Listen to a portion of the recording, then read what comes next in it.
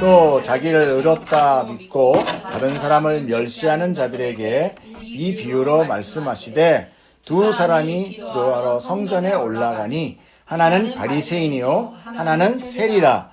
바리새인은 서서 따로 기도하여 이르되 하나님이여 나는 다른 사람을 곧 토색, 불의, 간음을 하는 자들과 같지 아니하고 이 세리와도 같지 아니함을 감사하나이다.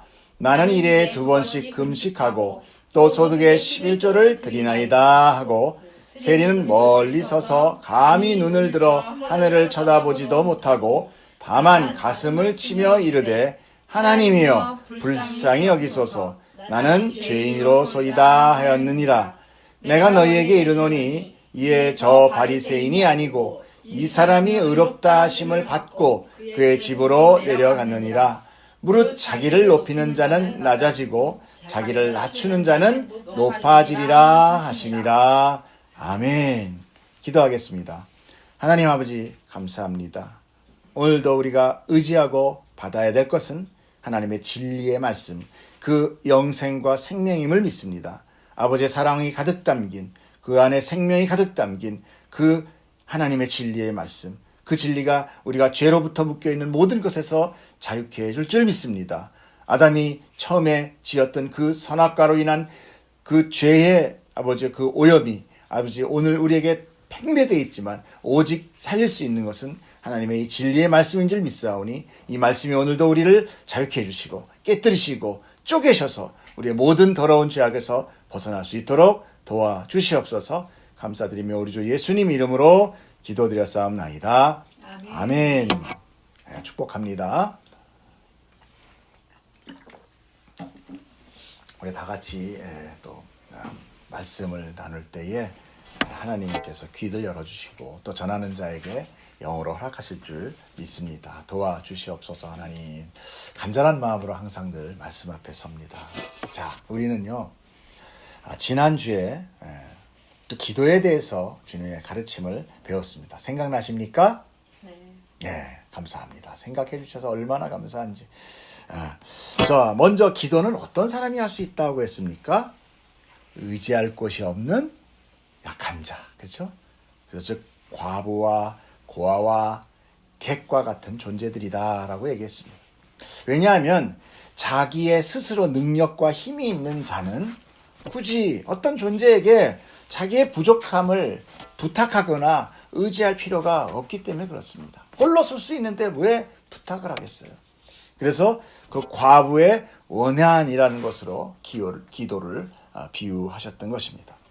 과부는, 그 과부라는 존재는 그 존재 자체도 그러하지만 또한 그 과부가 가지고 있는 그 원한이라는 상태, 그것이 힘이 세고 권력 있는 자에게는 도저히 있을 수 없는 거죠. 그렇게 나타나지 않는 것들이죠.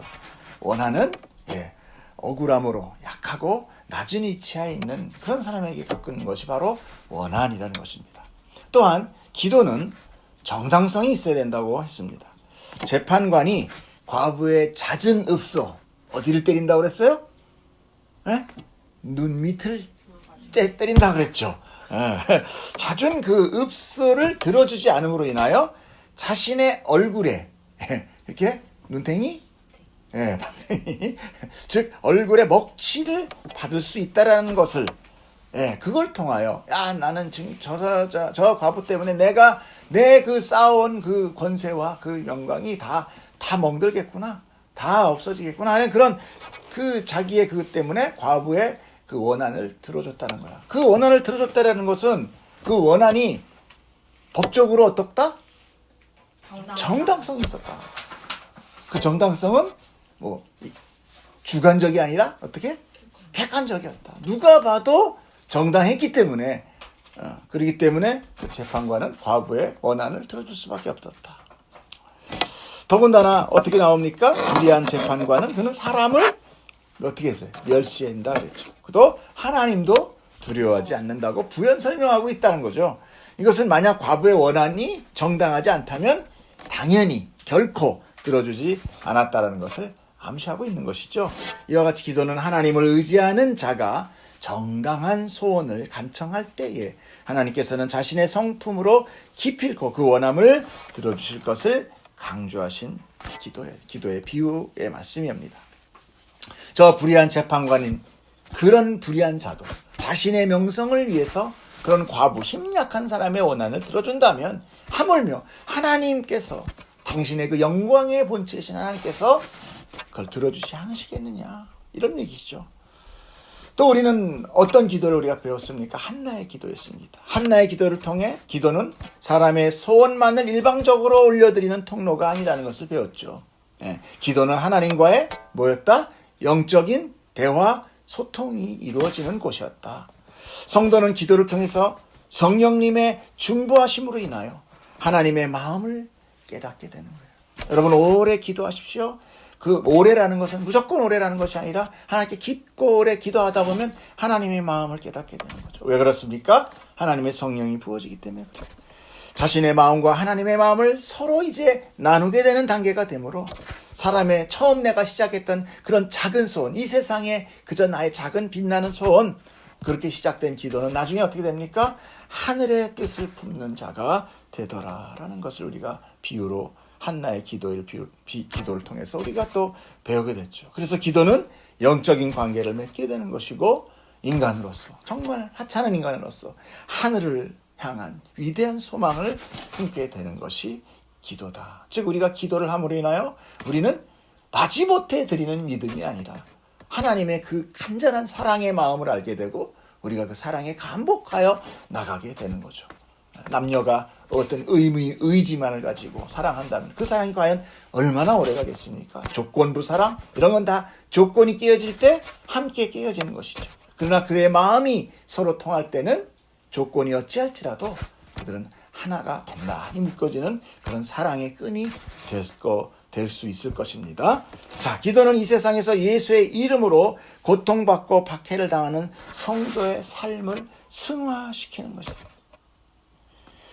예수를 믿는다는 이유 하나로 인해 세상 속에서 정말 죽음과 같은 삶을 필연적으로 살게 되는 자들의 그 원통함을 하나님께서는 어떻게 하신다고 그래요? 속히 들어주시되 심판 전에 단 한 사람도 구원해서 빠뜨리지 않으신다는 언약의 성취가 있었다는 것을 우리가 요한계시록을 통해서 보았습니다. 그러므로 주님이 다시 오실 때 하나님이 따로 구원할 믿음이 있겠어요? 없겠어요? 예, 믿음을 볼 수 없다는 말은 바로 하나님의 선물로 믿음을 받은 성도는 결코 심판 이후에까지 남아있지 않을 것이라는 것을 예언적으로 말씀하시는 거예요. 그러면 또 반대쪽으로는 무슨 얘기가 됩니까? 인간의 노력으로 갖는 믿음은 믿음이다, 아니다? 아니다. 그런 걸로 내가 믿음 보겠느냐? 우리가 소속으로 바뀌는 믿음, 그 믿음 갖고는 우리 구원받을 수 없다는 것이죠. 그러므로 이제 주님의 십자가와 승천으로 인해 복음을 전하다가 모두 죽임을 당한 그 제자들을 위해서 주님은 뭐라고 하게 하십니까? 결코 낙심하지 말고 항상 기도하라. 항상 기도하라. 하고 권면하시는 거예요.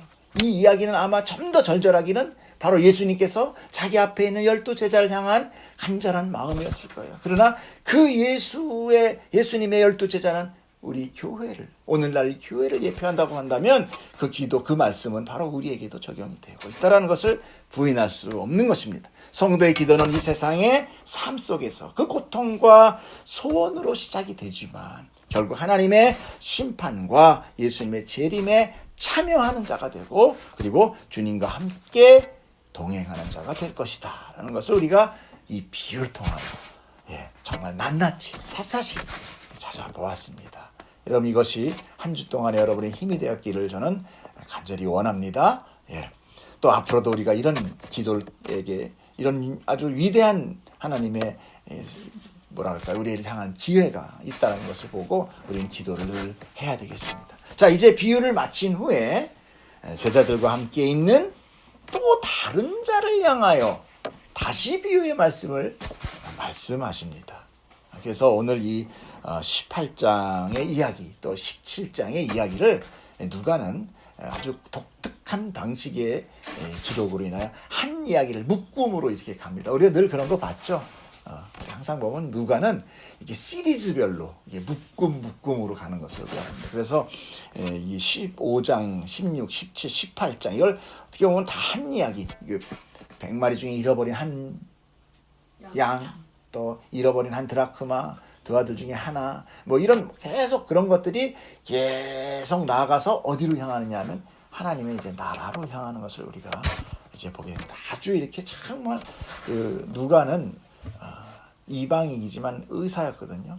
그래서 바울과 함께 다니던 사도행전을 기록한, 그래서 아주 정말 하나님의 말씀을 우리가 잘 받을 수 있도록 이렇게 체계적으로 적어 놓은 거죠. 자, 우리 다시 이제 오늘의 말씀 9절을 함께 보도록 하겠습니다. 함께 읽겠습니다. 또 자기를 이롭다고 믿고 다른 사람을 멸시하는 자들에게 이 비유로 말씀하시되. 자, 앞의 비유는 누구에게 한 것입니까? 제자들에게, 그렇죠? 제자들에게 기도를 포기하지 말아야 할 이유를 비유로 설명했죠. 그죠? 그럼 오늘의 비유는 누구냐? 자기를 의롭다고 믿고 다른 사람을 멸시하는 자들을 향했다. 이렇게 얘기하죠. 그러니까 오늘은 또 뭐랄까요? 그 대상이 조금 바뀐 거죠. 그래서 우리가 바뀐 그 대상을 잘 알아야 오늘 우리 말씀을 풀어나갈 때 깨달을 수 있는 것입니다. 자기를 의롭다고 믿고 다른 사람을 멸시한다는 것이 도대체 무슨 의미입니까? 그것을 대표적으로 우리가 본다면 그 당시에 이 바리새인들의 모습을 통해서 우리가 알 수 있어요. 이 바리새인의 완악한 모습을 이제 예수님께서 묘사하십니다. 사실 오늘도 우리가 이렇게 쭉 말씀을 읽으면서 어떤 걸 봅니까? 야, 대단한 종교성을 가지고 있고 대단히 착한, 그리고 하나님 앞에 정말 우리가 정말 도전이 되는 그런 모습들을 우리가 그 바리새인의 기도에서 우리가 봤지 않습니까? 여러분, 그거를 우리가 좀 성경을 조금 안다라는 것으로 인하여 그냥 바리새인은 그냥 통째로 그냥 다 나쁜 놈 이렇게 하실 수는 없어요. 분명히 이 바리새파는, 이 바리새주의는요, 이 그 주의의 그 발단은 아주 훌륭한 발단입니다. 그리고 우리는 예수님도 말씀하셨어요. 저들이 행한 것만큼 그보다 더 철저하게 하지 않으면 결코 천국에 못 들어간다 라고 했어요. 그 얘기는 뭡니까? 우리에게 형식 필요 없다 이거 아니라는 거죠. 형식이 있어야 됩니다. 형식은 뭐를 담는 그릇이라고 했습니까? 예, 그 안에 참 보물, 쉽게 얘기해서 원론적인 것을 담는 그 그릇이에요. 그렇기 때문에 그릇이 없으면 그 안에 있는 그 참 진리라든지 아니면 그 내가 소중하게 여기는 보물은 땅바닥에 흐트러질 수밖에 없죠. 그래서 이 형식은 중요합니다. 이 바리새주의는요, 이 발단은 이교도죠. 옛날 지금 헬레니즘 문화예요. 헬레니즘은 외부에서 들어온 그 문화입니다. 정통 유대 문화가 아니죠. 그런 문화의 침해에 대해서 반대하는 어떻게 보면 경건주의였어요. 경건성을 유지하고 또한 거룩한 삶, 구별된 삶을 우리가 형성하자. 하나님 앞에 우리는 거룩한 백성 아니냐? 우리는 하나님께 택한 백성인데, 저는 이교도의 어떤 그런 이방 사람들의 그런 문명을 받아가지고 우리가 이렇게 경거망동해서 되겠느냐라는 그런 정말 좋은 의지를 가지고 발달한 거예요. 그러므로 그 당시 바리새인들은요, 정말로 사람들에게 존경을 받고 높이 칭송받는 부류였어요. 그러나 그 본래의 선한 정신이 자기 스스로만, 너무 사람이 형식주의로 빠지다 보면 뭐가 돼요? 형식을 따르지 못하는 사람들은 어떻게 돼요? 정죄하게 되죠. 그래서 스스로만 의롭게 여기는 좀 배타적인 독선주의로 탈바꿈하게 된 것이 문제가 된 거예요. 그러니까 전부 다 우리가 다 쓸데없다 이러면 안 됩니다. 그래서 그 당시 대다수의 바리새인들은요, 그 위선과 교만으로 무장한 채 종교적으로나 사회적으로나 소외받았던 약자들을 무시하고 정죄했어요. 그리고 자신들은 어떻게 했다고 그래요? 장터에 나가서 얼굴에 막 분칠을 하고 그 긴 옷을 입고 막 다니기도 하고 또 금식했다고 막 이렇게 힘없이 다니고 그래서 뭐예요? 나 이렇게 열심히 해 이런 거를 막 보였다는 거죠. 그런 모습이 우리 안에 있어요. 특히 교회 안에 사실은 가득합니다. 굉장히 가득해요. 그래서 새로운 사람들은 무시하죠. 초신자. 그리고 좀 교회 오래 다닌 사람한테도 성도님 그러면 되게 기분 나빠하죠. 집사님 이렇게 불러줘야 저하고. 그리고 오래 다니면 뭐래? 넌 아직도 권사 못 땄니? 뭐 이렇게 마치 이게 직책이 그런 게 있죠. 이렇게 이런 모든 것은 그 바리새인뿐만 아니라 그들과 같은 독선자 아집에 사로잡힌 이런 일반인들, 그러니까 바리새인들뿐만 아닌 유대주의 율법자들도 있을 수 있어요? 없어요? 있죠? 그런 사람들까지 다 예수님께서는 지칭하시는 거죠. 자, 이 세상에는 양심과 진리를 무시하고 자기의 육신의 정욕대로 아무렇게나 살아가잖아요. 예배도 안 오고 막 제멋대로 살아가는 사람들이 태반이에요. 그러나 이렇게 나름 선악간의 행위를 딱 세워놓고 그 안에 자기를 좀 가둬서 엄청 열심히 지키면서 살아가는 그 종교적인 형식주의자 이렇게 두 개로 나눠져요. 좀 방임주의자나 아니면 행위주의자, 형식주의자. 이쪽은 어때요? 좀 약간 완벽주의자. 이쪽에는 좀 자유분방한 사람. 그래서 자유분방한 사람들은 완벽주의자를 보고 이러지만 또 완벽주의자는 어떻게 했습니까? 자유분방자는 또 비판하게 되죠. 또 저렇게 살아요. 사도행전 안에도 이런 사람들이 있었는데 바울이 아덴은 아테네를 얘기합니다. 아테네는 어디죠? 그리스의 수도. 예. 거기에 가니까 그 안에 별의별 우상이 다 있어요. 모르는 신이라는 성까지 써 있어요. 나는 모르는 신이다. 예. 그리고 그것에 그리스는 어떻습니까? 굉장히 높은 학문이 있었죠. 철학이 나왔지 않습니까? 그런 학문을 보면서 바울이 그들에게 복음을 전하기 위해서 자기도 바울 굉장히 높은 지식을 가지고 있었거든요. 그래서 그 자기의 지식을 총망라해서 이제 복음을 전하게 됩니다. 어찌 보면 복음을 이제 바울이 자기의 지식으로 이렇게 막 아름답게 포장을 해서 그들한테 그 학문으로 토론해서 싸워 이기려고 하는 그런 마음이 가득한 거죠. 요것들 좀 학문 좀 할 줄 아네. 그래? 그렇다면 내가 한번 칼날을 갈아서 내 거로 한번 이겨보겠다. 나도 지지 않아.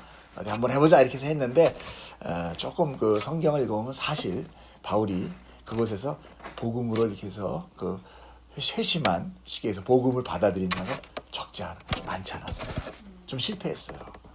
그래서 바울이 이제 다음번 복음을 가면서 뭐라고 대답하냐면 내가 이제 다시 예수 외에는 다른 얘기 안 하겠다. 예수 이름에 힘이 있는 거죠. 그걸 깨닫게 돼요. 세상의 학문으로 이렇게 했다가 내용이 약간 빗나갔는데 사도행전 한번 보겠습니다. 바울이 아레오바고 가운데 서서 말하되, 이 아레오바고라는 건 광장을 얘기하는 거예요. 아덴 사람들아 너희를 보니 범사에 종교심이 많구나. 이게 뭐예요? 아주 종교적인 철도안이 많다는 거죠. 내가 두루다니며 너희가 위하는 것들을 보다가 뭐라고 그래요? 알지 못하는 신 이런 것도 나오죠. 알지 못하는 신에게로 새긴 단도 보았으니 그런즉 너희가 알지도 못하고 위하는 그것을 내가 이제 가르쳐줄게. 너희가 알지 못하는 신이 있는데 내가 가르쳐줄게. 이러면서 이제 철학적인 언어를 가지고 이제 하게 됩니다. 그 사람들이 어떻다고 그래요? 종교심이 많았다. 이게 뭡니까? 갖은 종교나 형식이 이런 걸로 그들은 안전하다. 수많은 신들이 있었던 거예요. 그래서 그런 쪽에 있는 나라들이 복음이 잘 안 들어갑니다. 특별히 우리나라 이웃 나라 누구예요? 일본. 일본은 거의 선교사들의 무덤이다 할 정도로 그들은 그냥 인정해버려. 가미사마가 하나님이거든요. 하늘 사마가 무슨 사마 하면은 이게 신 뭐 이런 거란 말이에요. 연사마 이랬잖아요. 그러니까 그냥 뭐 하나님 그래 하나님 있지. 먼지신도 있는데 뭐 이런 식으로 나오는 거니까 이게 감동이 없는 거야. 일종의. 자, 그들은 자신의 지식과 선악 구조로 인하여 많은 우상을 만들고 그 안에 논리를 만들고 그것으로 자랑으로 삼았기 때문에 이제 바울이 하나님을 전하고자 또 다른 신과 논리를 제가 펼치는구나. 야, 어떤 또 다른 신 하나 가지고 왔구나. 이 정도로밖에 이해를 안 했다는 것이죠. 즉 종교성이란 하나님을 하나님 되심으로 믿고 의지하는 것이 아니라 어떻게 해요?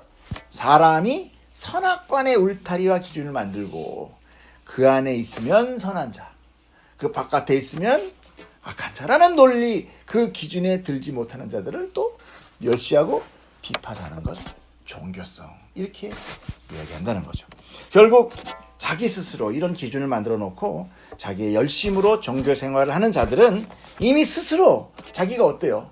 높아질 대로 높아 있는 거죠. 그 수준을 유지하고 있기 때문에 하나님을 의지하지도 않고, 하나님이라는 이름은 부르곤 있지만 결코 의지는 안 하는 거예요. 오히려 자기가 스스로 심판자가 되어서 사람들을 악한 놈, 착한 놈 이렇게 구분하고 정죄했다는 것이죠. 이런 것이 우리 교회 안에도 얼마나 만연해 있습니까? 그래서 아까도 말씀드렸지만 집사나 권사, 장로라는 그 지책에 연연하고, 왜 그래요? 나는 그런 종교성 안에 내가 뭔가 우뚝 쓰기 위해서는 뭔가 옷을 입어야 되거든요. 신앙생활의 그 기간이라든지, 그러면 그 교회 안에 형식을 얼마나 잘 준수하느냐 안 하느냐를 신앙에 마치 척도, 저 사람은 정말 믿음 있는 사람이야, 이 사람 믿음 없어 라는 것으로 판단하고 정죄하기까지 하는 것, 이것이 뭐예요? 아까 말했죠? 종교적 독선이다. 종교적 독선. 그건 굉장히 위험한 거라는 거죠. 이런 풍자가 오히려 지도자, 지금 오늘날의 종교 지도자들인지 그다음에 목회자들을 어떻게 해요? 타락시킨 거예요. 오히려 하나님 중심이 아닌 누구 중심? 사람 중심인 인본주의가 교회 안에 들어오게 되는 계기가 이 종교성입니다. 여러분 너무 종교성을 제가 무조건 다 나쁘다는 것이 아니라, 이 종교성이 주인이 되면 어떻게 돼요? 인본주의가 된다. 하나님 중심이 아닌 사람 중심. 그래서 하나님께서는 아담에게 모든 것을 다 허락했죠. 에덴 동산에서 다 네 거야. 근데 뭐만 못했어요? 선악을 알게 하는 나무. 정확하게 얘기하면 그렇죠?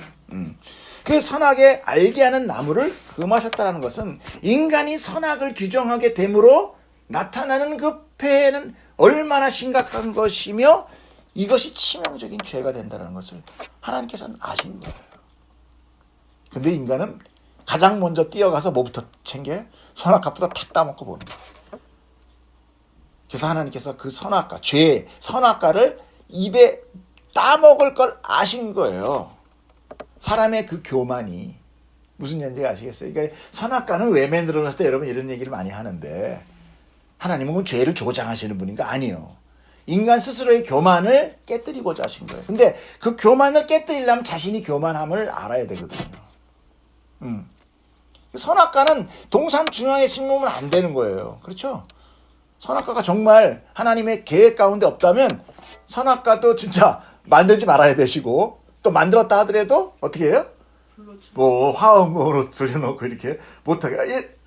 아담이 선악과 먹고 나서 생명나무 못 먹게 막 화음검으로 이렇게 돌렸잖아요. 그렇게 막아놨으면 됐지. 동산 중앙에 딱 세워놨다는 건 뭐예요? 얼른 가서 먹어라. 먹을 수밖에 없었다. 그래서 그걸 통하여 자기가 주인이 되는 삶을 살면서 뭘 느낍니까? 이 처절한 이 사회를 지금 우리가 경험하고 있잖아요. 이 처절한 사회를. 근데 사단은 뭐예요? 우리의 영을 계속 감추게 하는. 불이 타오르고 시뻘건 지옥 속에 살고 있는데 사단은 가짜의 빛을 반짝이는 빛을 넣어주는 거예요. 이곳이 살만한 곳이다. 이렇게 얘기하는 거예요. 옛날에 우리나라의 속담이 뭐가 있어요? 그래도 죽어서 저승보단 거지로 사는 이생이 낫다.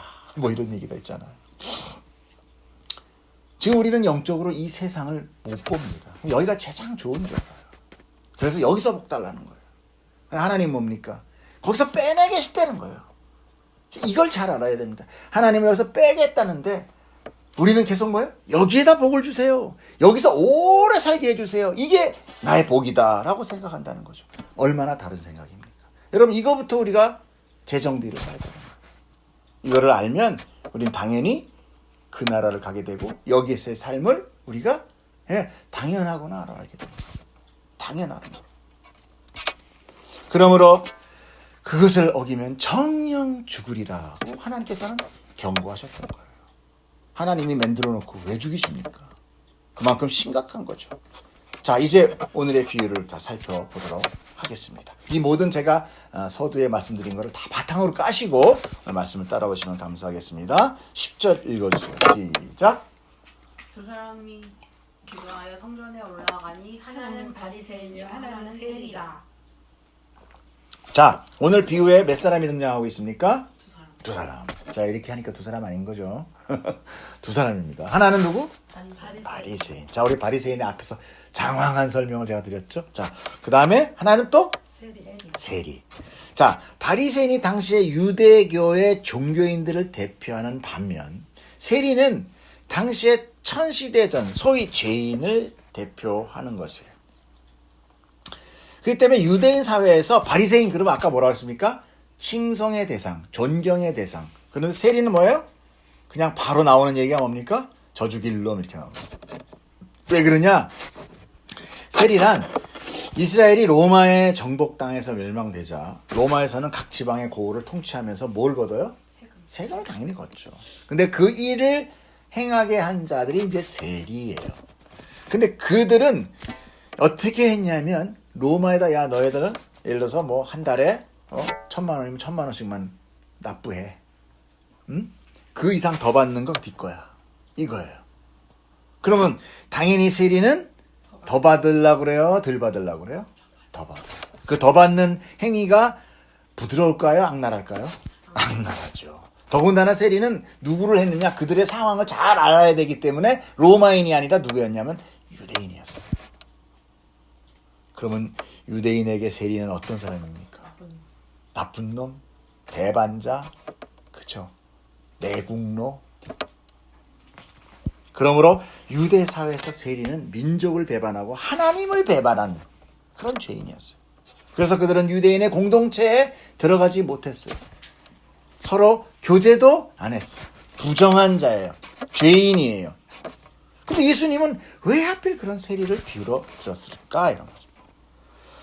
주님은 이런 극적 대조를 통해서 하나님의 판단이 인간적 판단과 얼마나 판이한가를 분명히 보여주고 싶었던 거예요. 다시 말하겠습니다. 우리가 생각하는 선, 우리가 생각하는 착한 일을 행하시는 분이 하나님이다 아니다. 우리가 생각하는 선을 행하시는 분이 하나님이다 라고 우리는 생각을 해요. 당연히 저렇게 착한 것, 저런 선을 하나님이 하시는 거 맞지. 그러나 여러분 여기서 우리 믿음의 판가름을 정확하게 하십시오. 하나님이 행하는 모든 것이 선이다. 아멘이십니까? 네, 알고 계시네요. 다행입니다. 제가 가슴을 쓸어내립니다. 그러면 여러분 우리가 요즘 신명기를 보는데 제가 묵상 가운데서 넣었지만 그 아모리 족속을 멸할 때에 남녀 노소예요. 어린 애들까지 다 칼로 도륙하라는 겁니다. 이거 착한 일이에요? 나쁜 일이에요? 일단 이 사회 규정으로 봅시다. 근데 이게 어떻게 선이 됩니까? 하나님이요. 여러분 그걸 아셔요. 기생 라합이 어떻게 예수님의 계보로 들어갑니까? 기생이잖아요, 기생이. 자, 그건 다 떠나서 이거 봅시다. 다윗, 예수님의 계보가 어떻게 정통 계보가 아닌? 누구죠? 다윗이 가늠한 누구예요? 어떤 여자예요? 네?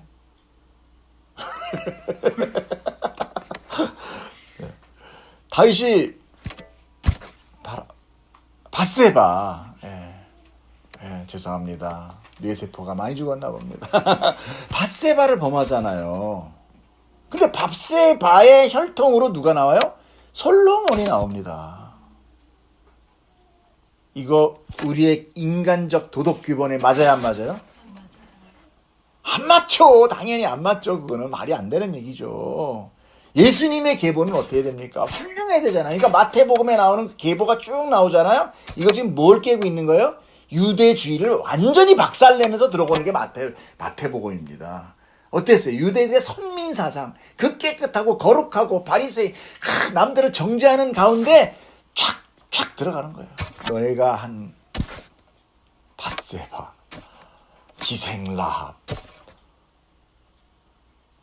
그런 수치가 그 계보 안에 들어가 있는 거예요. 너희 높은 자들 아니야. 쓰레기야. 세상의 가장 작은 민족이야.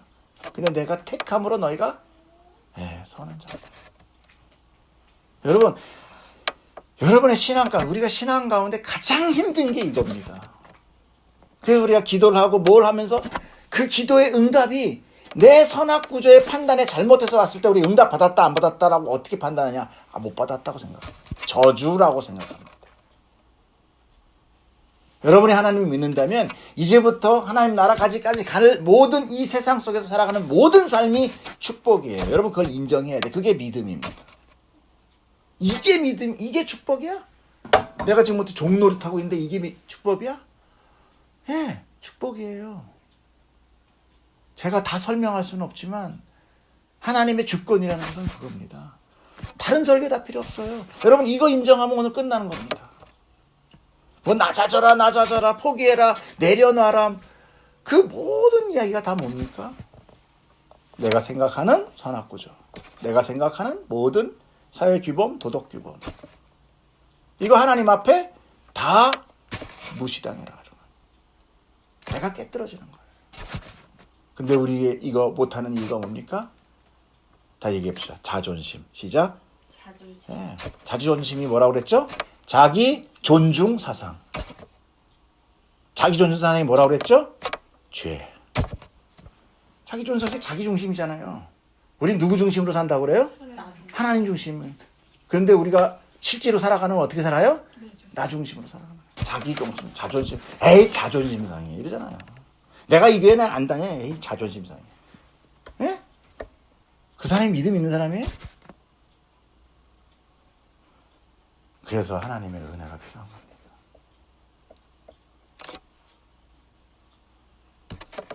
이것을 깨닫는 것이 우리 믿음의 아주 중요한 키포인트가 되는 거예요. 자, 이제 이 두 부류의 기도를 우리가 한번 비교하면서 보도록 하겠습니다. 자, 먼저는 바리새인의 기도입니다. 한번 다시 읽어봅시다. 시작. 바리새인은 서서 따로 기도하여 이르되 하나님이여 나는 다른 사람들 곧 토색 불의 가늠하는 자들과 같지 아니하고 이 세리와도 같지 아니함을 감사하나이다. 나는 이래 2번씩 금식하고 또 소득의 11조를 드리나이다 하고. 아멘. 여러분 얼마나 훌륭합니까? 이거 먼저 비판보다 훌륭함에 대해서 먼저 감동하십시오. 이렇게 신앙생활하는 사람 한번 손 들어보십시오. 다 모인 거 아니에요 혹시 여기? 정말 훌륭한 겁니다. 우리 여기까지 가야 돼요. 이 사람들 무조건 비판하면 안 됩니다. 저를 포함해서. 이렇게도 안 하면서 뭘 하나님을 믿는다고 합니까? 이렇게도 안 하면서 누굴 정죄해요? 우리 이렇게 하고 정죄하지 말아야 돼요. 그럴 자신 있어야 돼요. 우리 신앙생활은 정말 개판 5분 전 이건 믿는 건지 아닌 건지 아무리 옆에서 사람이 봐도 제 교회 다니는지 안 다니는지 난 깜짝 놀랐어. 나 교회 와서 알았네? 이런 사람 많아요 안 많아요? 네 있어요. 제가 어제도 얘기했지만 지난주에도 술집에서 회식하면 뭐라고 저 쭈삣쭈삣하면 너 교회 다녀서 안 먹니? 응 여기 다 믿어. 얘 여기 다 다녀. 제가 그 소리를 옛날에 저기 뭐더라 무슨 강의 중에 제가 들었는데 참 그게 그래요. 그 순간 어떻게 돼요? 내 믿음이 어르르 무너지잖아요. 그래? 한 잔은 되겠네. 여러분 이 지금 바리새인이 얘기하는 예수님이 지금 말씀하시는 이 얘기는요. 우리의 신앙의 기존을 얘기하고 있는 거예요. 그러면서 그 안에 그 바리새인 안에 들어있는 그 종교성 아까 그 얘기한 자기 중심 그거를 비판하시는 거예요. 다 뭐 이렇게 해버리면 안 됩니다. 자, 그 다음에 세리의 기도를 보겠습니다. 같이 읽어볼까요? 시작. 세리는 멀리 서서 감히 눈을 들어 하늘을 쳐다보지도 못하고 다만 가슴을 치며 이르되 하나님이여 불쌍히 여기소서 나는 죄인으로 소이다 하였으니. 죄인 맞죠? 예. 아무것도 안 했대요. 죄인 맞잖아요. 예? 앞에서 뭐라고 그래요? 자, 나는 다른 사람과 같이 토색 불의 간음 안 했고요. 세리와 같지도 않았다고 그래요. 2번 금식했다고 그래요. 11조 다 했다고 그래요. 근데 세리는 뭐예요? 요거 다 하나도 안 했다는 얘기예요. 나쁜 놈 맞잖아요. 예? 죄인 맞잖아요. 근데 뭐가 달라요? 예, 자기를 고백하는 거예요. 그게 다른 거예요.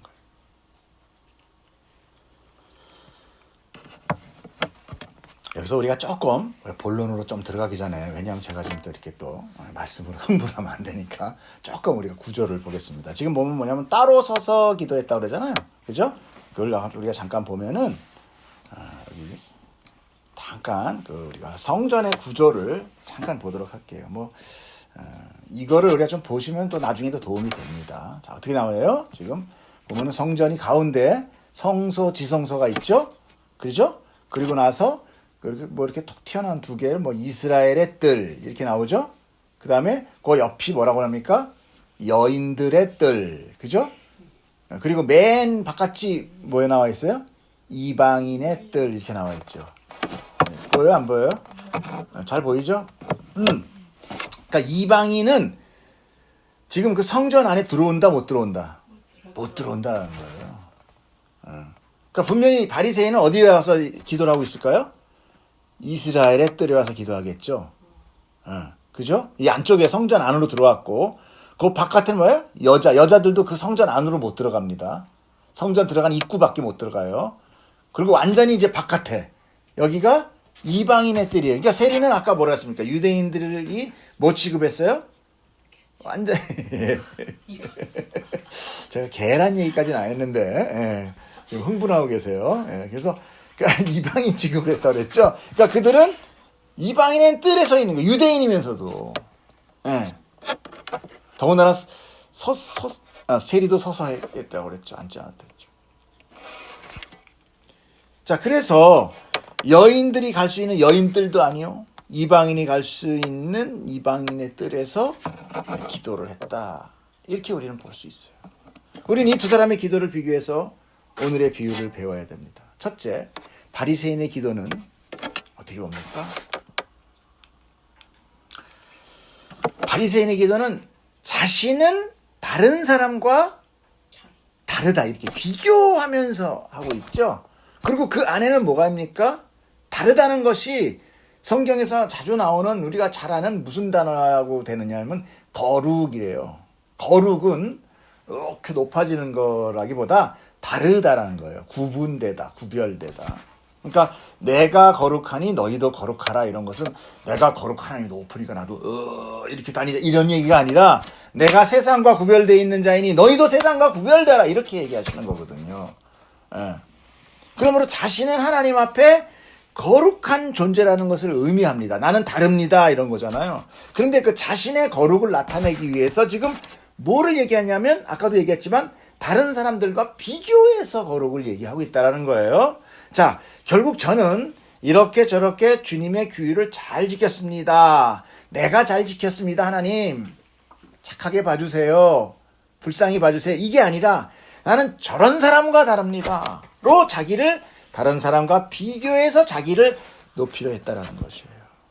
이로써 자신만이 하나님 앞에 설 수 있는 불의가 없고 깨끗한 자임을 어떻게 해요? 자기 스스로 판결해버려요. 자청해서 나서는 거예요. 이게 교만이에요. 구원은 자격이 있어서 구원받는 것이 아니라 자격 없음에도 불구하고 구원받는, 그래서 은혜라고 얘기하는 겁니다. 근데 여기서는 뭐예요?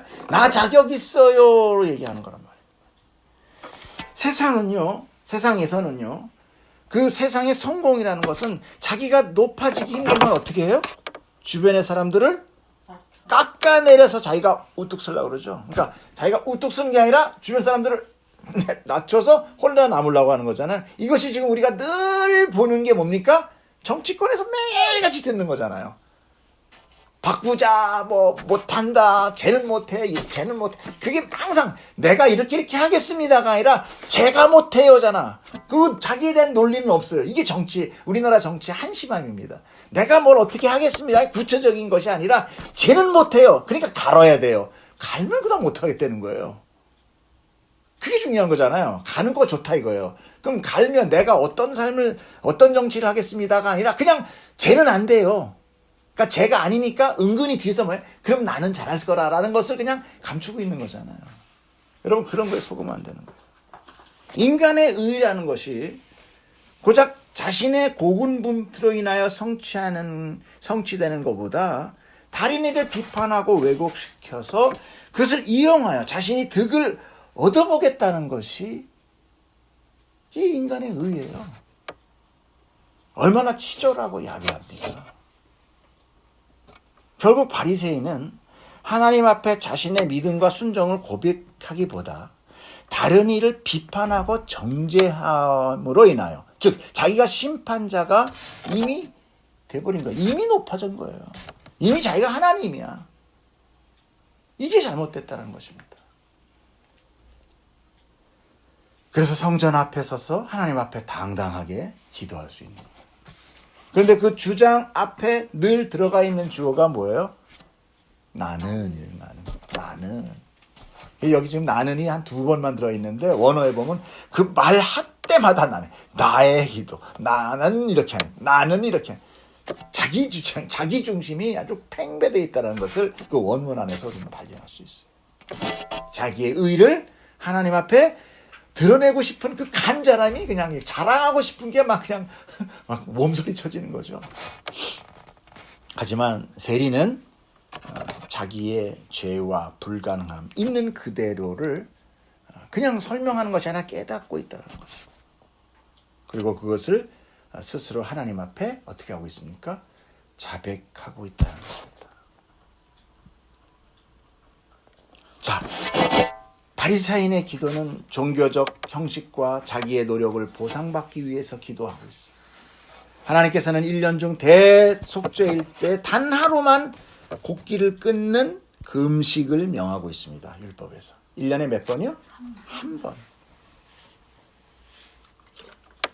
그러나 바리새인은 하나님 앞에 자기의 종교적인 우월성을 보이기 위해 어떻게 한다고 그래요? 일주일에 2번 금식을 하고 자기의 의의를 과시했던 거예요. 원래 곡기를 끊는다는 것은 뭐예요? 죽는다는 거죠. 그러니까 우리가 금식 기도를 한다는 건 뭐예요? 이게 조심해야 되는 게 뭐냐면 금식 기도 함부로 하면 안 돼요. 하나님도 1년에 어떻게? 죄 속죄일날 내 죄를 진짜 생각하면서 곡기를 딱 한 번 끊어라요. 죄가 죽음이다라는 것을 깨닫게 하기 위해요. 근데 우리가 뭘 항상 내 걸 원하고 싶으면 어떻게 해요? 금식 기도하죠. 그건 뭐예요? 이거 안 들어주면 확 죽어버릴래. 이거 철없는 애들 기도랑 똑같은 겁니다. 에? 이거 안 들어주면 그냥 확 죽어버려. 그냥 확 깨물어. 그냥 내가지고 그냥 아버지 그냥. 이게 하나님 앞에 이게 이 협박이에요. 협박. 금식 기도 경건 생활을 무시하는 게 아니라 알고 해야 된다는 거죠. 정말 의에 줄이고 우리가 정말 그 공의에 세상의 불의에 정말 우리가 그 안타까움에 그것으로 우리가 금식하는 그런 고통을 우리가 느끼게 한다는 금식이 아니라 기껏해야 자기 소원 들어주기 위해서 하는 금식은 그건 떼쓰는 거밖에 한다는 겁니다. 자, 또 소득의 11조를 드렸다고 그래요. 이 11조 얘기만 나오면 여러 가지 많이 힘들어서 제가 11조 얘기 조금 하려고 그러네요. 11조를 드림이 잘못되었다는 것이 아니라 이 바리새인은 기도를 통해서 자기가 드린 그 11조, 그 헌금을 하나님 앞에 어떻게 해요? 나타내고 싶어요. 자랑하는 거예요. 이건 역시 자신을 드러내기 위한 것입니다. 지금 바리새인의 기도는요. 자기가 중심이 된 아주 독선적인 아집으로 똘똘 뭉쳐있다는 것을 예수님은 지금 시사를 하고 있는 거예요. 여러분 11조에 대한 언급에 대해서 우리가 좀 알아야 되는 건 최초의 11조는 뭡니까? 누굽니까? 뭐였죠? 에? 이거 알면은 상품 바로 나갑니다. 최초의 11조는 아브라함입니다.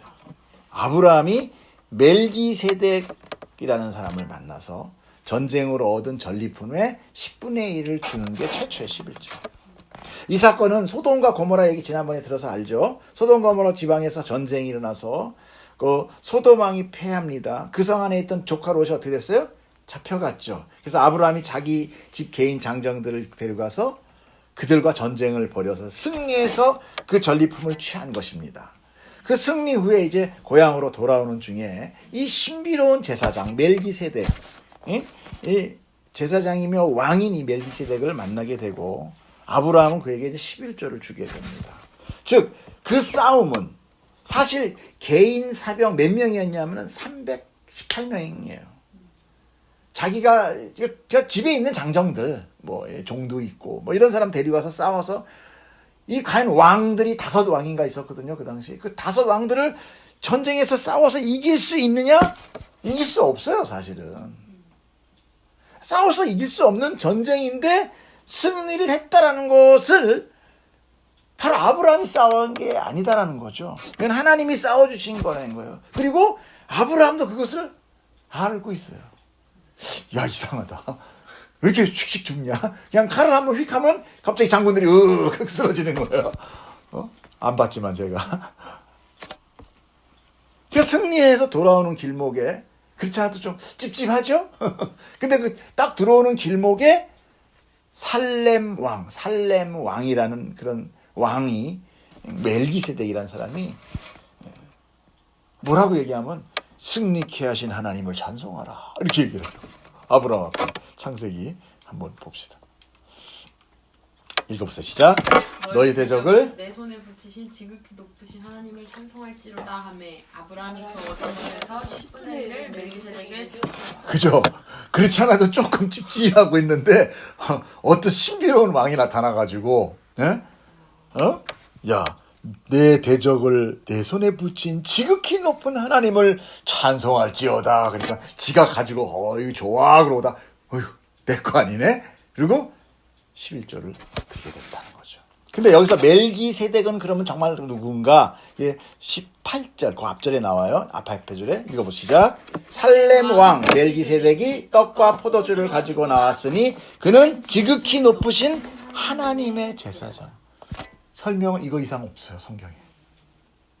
자, 그런데 살렘이라는 단어가 헬라어로 오면 뭐로 바뀌냐면 샬롬으로 바뀝니다. 그러면 샬롬이는 뭐예요? 평강, 이거죠. 샬렘 왕, 평강의 왕 누구예요? 평강의 왕 그러면 지금 뭡니까? 여기 나와요. 여기 예수님의 이름이 다 나오는데 평강의 왕, 예수 그리스도. 더구나 그는 하나님의 제사장. 맞아요, 안 맞아요? 맞죠. 그래서 이거는 이때 이 아브라함 앞에 누가 나타났다는 거예요? 예수님이 나타났다는 거예요. 그러니까 우리가 아브라함은 예수님 십자가 전에 태어났는데 그러면 그의 믿음은 십자가를 안 믿고 하나님만 믿고도 구원받는 거야? 이런 의문 가운데 완전히 딱 깨지는 거예요. 이미 알았다 몰랐다. 그래서 예수님이 내가 이미 아브라함이 나를 보고 기뻐했다라는 얘기하니까 네가 지금 50살밖에 안 된 놈이 지금 그러고 돌 던지고 죽이려고 그래요, 유대인들이. 그러니까 예수님이 이미 아브라함 봤다는 얘기죠. 하나님이니까. 그 이 11조는 향후 하나님께서 모세를 통한 출애굽한 이스라엘 백성에게로 이어집니다. 근데 이 11조를 우리는 아직까지는 잘 모르는 분들이 있어요. 이 11조는 여러분 이 10분의 1이라는 의미가 있어요, 분명히. 11조가. 근데 결코 10%가 아니에요. 이게 애매하죠. 자, 이 10이라는 수는 아까 우리 늘 자주 보죠. 10은 뭐예요? 전부. 완전수예요. 전부를 얘기해요. 그리고 1이란 우리가 앞서서 배웠던 100마리 양에서 잃어버린 하나, 일 들어가면서 잃어버린 하나같이 그 열과 백이 이 하나로 뭐가 돼요? 완성이 되죠. 그러니까 이 하나는 이 백의 일부분이라는 것을 강조하는 게 아니라 오히려 그 나머지의 대표, 아까 말씀하신 그 대표가 된다는 것이에요. 그러므로 이 하나가 인류의 전부를 속죄해 주시는 누구를 의미합니까? 예수. 11조는 예수예요. 그래서 예수님이에요.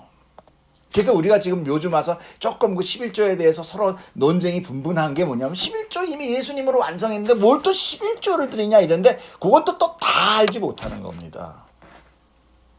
자, 끝까지 들어보세요. 조금 지겨워도 따라와 주시면 고맙겠습니다.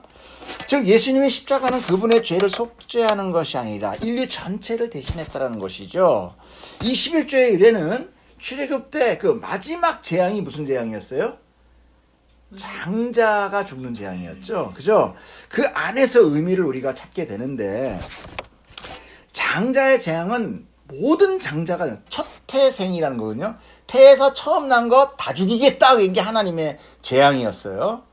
다 죽였어요. 다 죽었습니다. 양 가축의 새끼까지 다 죽었어요.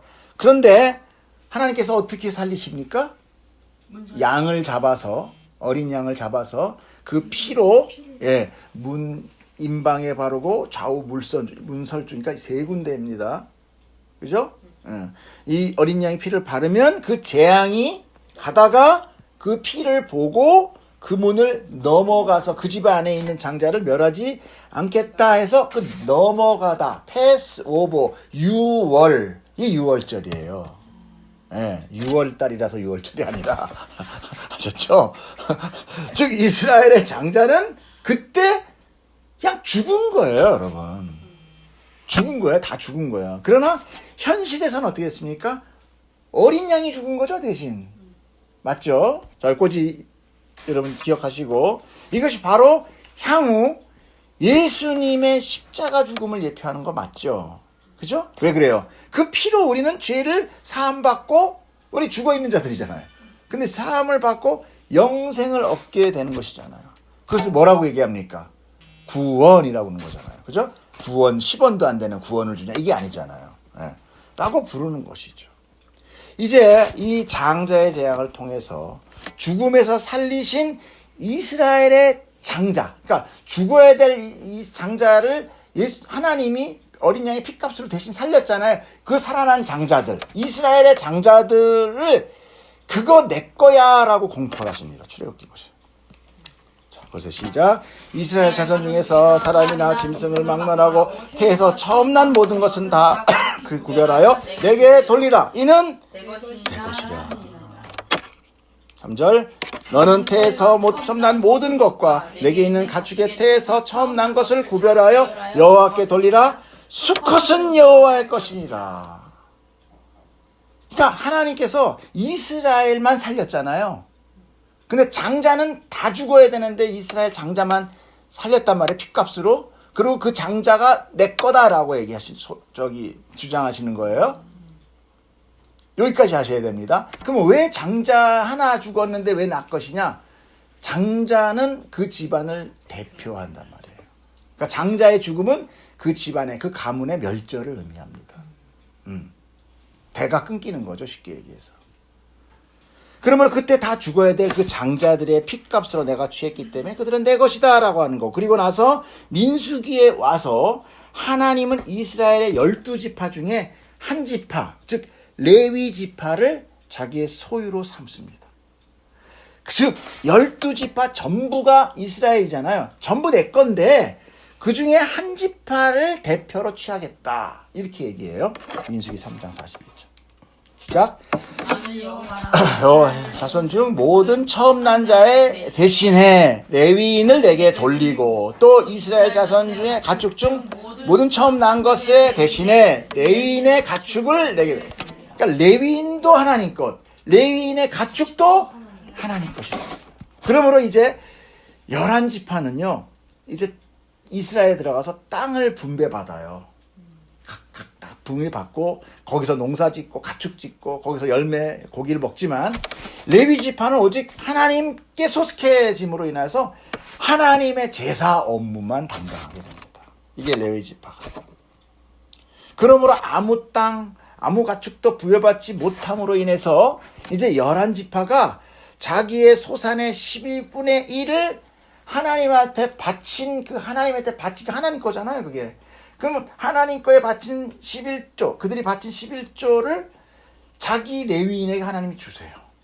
이거는 레위인의 몫이다. 이렇게 되는 거예요. 그러면 결국 나머지 11지파가 이 레위 지파를 어떻게 한다? 먹여 살리는 거가 되는 거죠. 공평하신 하나님인 거예요. 그러니까 우리나라에 뭐로 얘기하면 쉬우냐면 십시일반 뭐 이런 얘기 있잖아요. 한 사람 굶고 있는데 밥을 도시락 안 싸왔어. 밥 한 숟가락씩 떠주면 걔 먹잖아요. 하나님의 공의가 선포됩니다.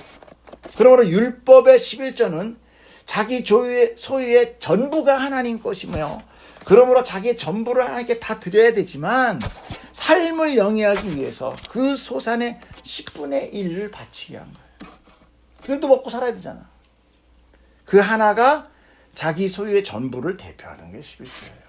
여기까지 여러분이 알아야, 그러니까 나를 위하여 모든 인류의 대신 죽은 11조가 된 예수님, 또 나의 모든 소산과 나의 생명을 다 죽어야 되지만 살리신 그 하나님께 드려야 될 나의 11조, 이 형식이 과연 오늘 없어져야 돼요, 안 없어져야 돼요? 그러니까 제사로서의 11조는 없어지는 게 맞지만 우리 마음 가운데 나는 하나님의 전부입니다라는 고백은 분명히 있어야 된다는 거예요.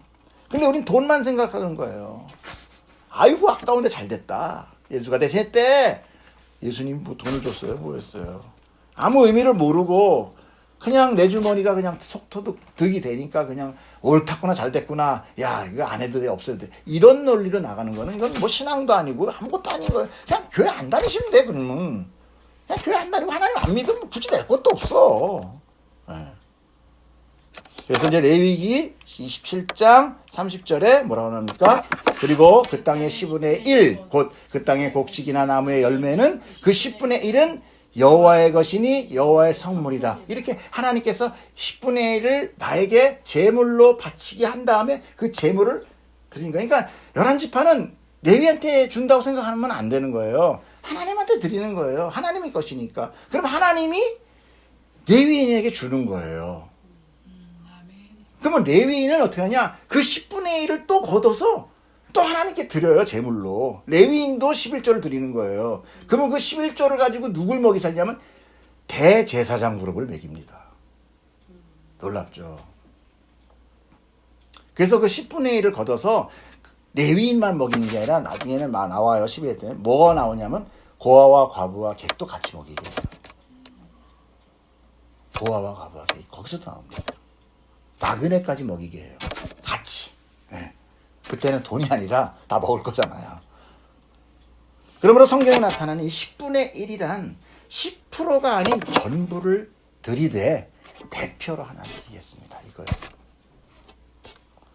즉 모든 것이 하나님의 소유요, 하나님의 주인이라는 신앙이 없으면 결코 11조는 드릴 수 없어요. 드릴 수 없어요. 그러니까 오늘 바리새인이 자신이 11조를 드린다는 것을 기도를 통해서 자랑했다라는 것은 결코 자기의 주인이 하나님이라는 것을 인정하지 않고 그저 자기가 섬기는 신에게 자신의 수익을 좀 나눠드린 그 봉양의 의미를 갖고 있다는 거예요. 내 이만큼 도와줘요, 이런 거잖아요. 그러므로 우리의 11조와 헌금도 이런 신앙의 바탕이 바로 서지 못하면 그건 헌금이 아니라 뭐가 돼요? 무당이나 점쟁이에게 주는 복채가 되는 거예요. 많은 사람들이 복채 내고 있습니다, 지금 교회에다. 그러니까요, 내가 이렇게 냈는데 이 사업 하나 안 일으켜주세요. 내가 낸 거가 지금 교회 낸 게 얼마인데. 그러니까 뭐래요? 내가 이 세상에 교회 여태까지 교회 징계 몇 개인데. 이 얘기 들었어요, 안 들었어요? 많이 듣죠. 내가 낸 거로 지금 이게 올라선 게 어딘데. 이게 뭡니까? 복채. 내 이만큼 냈으니까 하나님이 야, 너 그렇게 많이 냈니? 내가 너 해준 거 복 줄게. 이 복채제 뭡니까? 아니에요. 그렇게 한다면 그것이 바로 우상숭배예요. 무당 종교 되는 것입니다. 그것이 바로 하나님을 경홀히 여기는 거예요. 그분의 이름을 망령되이 일컬지 마라. 바로 여기 딱 들어가는 겁니다. 10계명 중에. 그러므로 괜스레 남이 하니까 덩달아 부안의 동으로 헌금을 하다가는 오히려 하나님의 재앙을 받게 돼요. 노여움을 받게 돼요. 모르면 차라리 세리같이 아이고 나는 죄인, 차라리 엎드리세요. 그냥 나 죽일 놈 맞습니다. 나 지옥 가는 거 맞습니다. 나 당장 지옥 가도 아무 아무 근거 없습니다. 맞아요. 하나님 옳습니다. 난 지옥행입니다. 이거 고백하시면 됩니다. 그리고 지옥 가시면 돼요.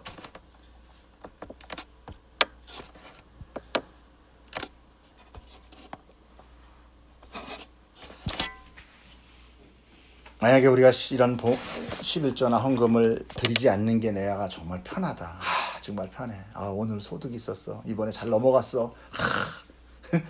11조 잘 하고 잘 넘어갔어. 그런다면은 내 안에 하나님을 아는 지식이 없다라는 것을 여러분 인정하세요.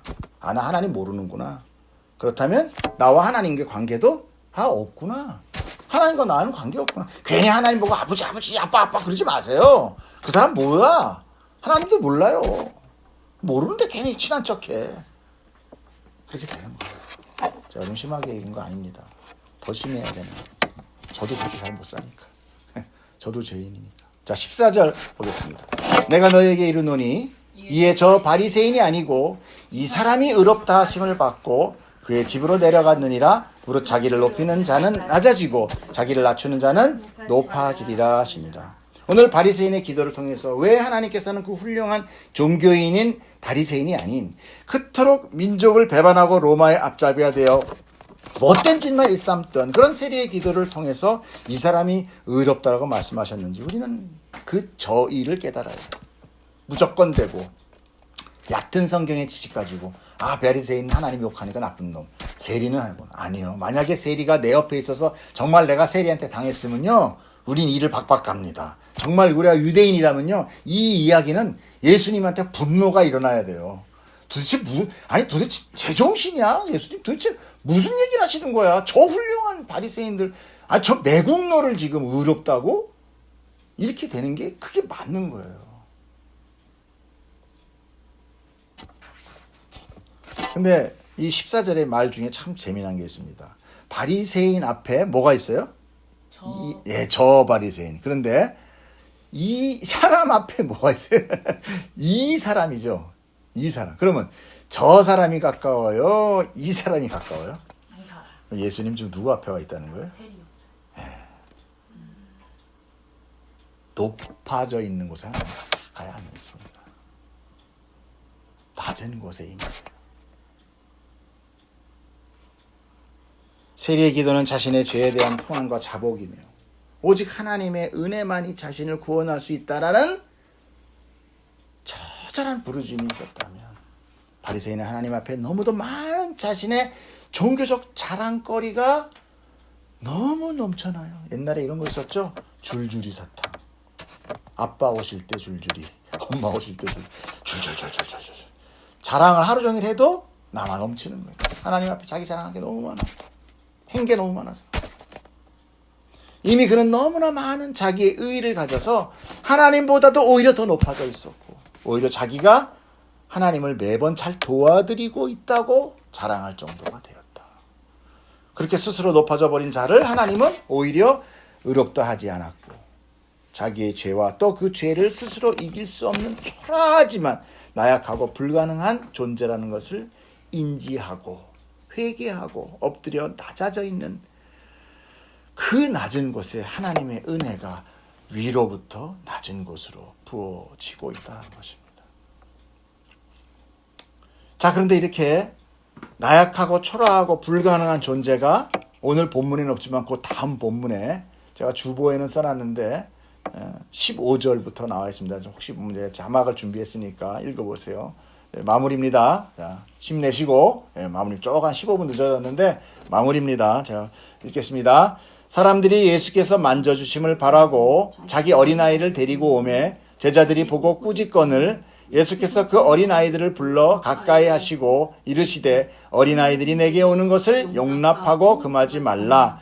하나님의 나라가 이런 자의 것이니라.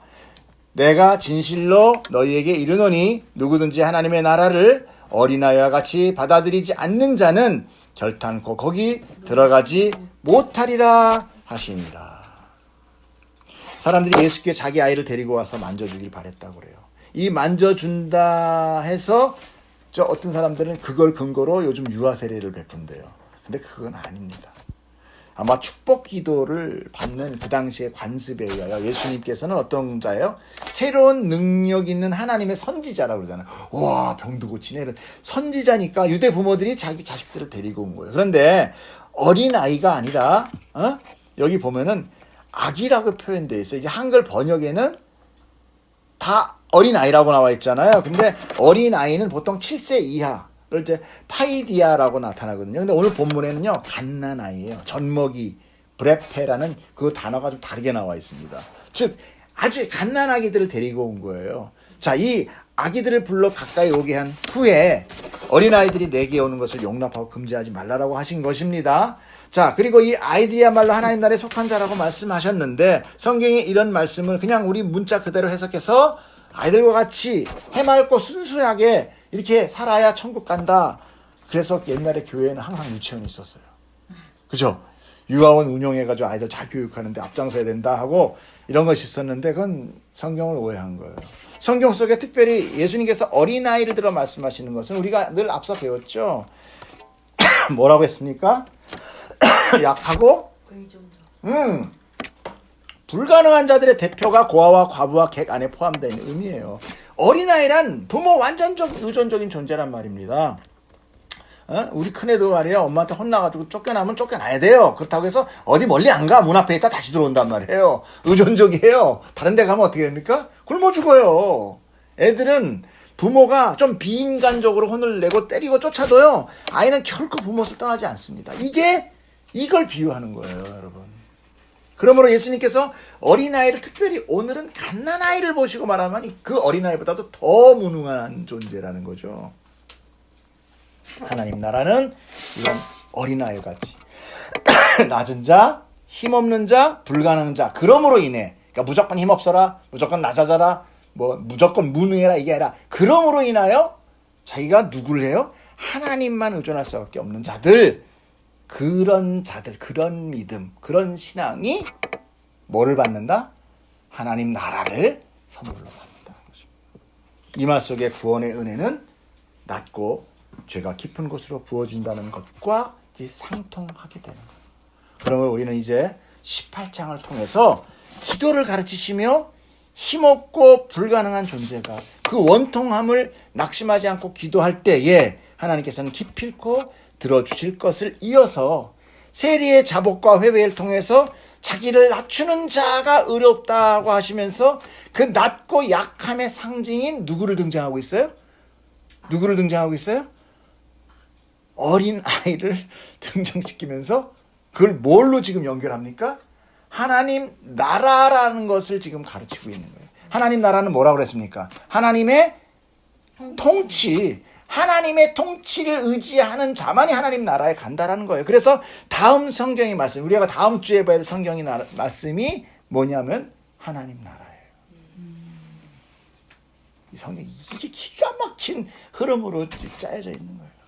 이 성경은 오직 하나님의 주권과 언약 그리고 예수 그리스도와 십자가와 구원의 은혜 그로 완성되는 하나님의 나라를 끊임없이 계속 반복하고 강조하고 있다는 것이 이 성경책이에요. 이 성경책에 한 어느 부분에서 이 세상의 복을 거머쥐고 우리도 승승장구하고 무병장수해서 저 고지꽃까지 올라가서 야 우리도 한번 누리며 살아보자라는 말이 어느 하나가 있습니까? 그런데 왜 그런 번역을 설교를 말씀을 통해서 왜 사람들을 자꾸만 영적인 눈을 감추고 왜 사람들을 점점 더 교만하게 만들고 왜 사람들 편에 서서 사람들을 더 북추기며 그런 여러분 우리는 정말 하나님 앞에 오직 회개해야 될 자입니다. 여러분 이 하나님의 지금 오늘 이 말씀 어린아이와 같은 과부와 같은 세리와 같은 우리는 그 안에 다 들어있습니다. 세리의 더러움, 과부의 원통함, 어린아이의 연약함 다 있어요. 그럼에도 불구하고 우리는 그걸 부인합니다. 어떻게 부인합니까? 뭔가 열심히 해서 그 성취로 인하여 나는 그래도 이렇게 할 수 있다라는 것을 하나님 앞에 어떻게 하고 싶어요? 보이고 싶어 합니다. 근데 그게 오히려 낮은 거예요. 아까 뭐랍니까? 예수님께서 높아지려는 자 낮아진다. 축복합니다.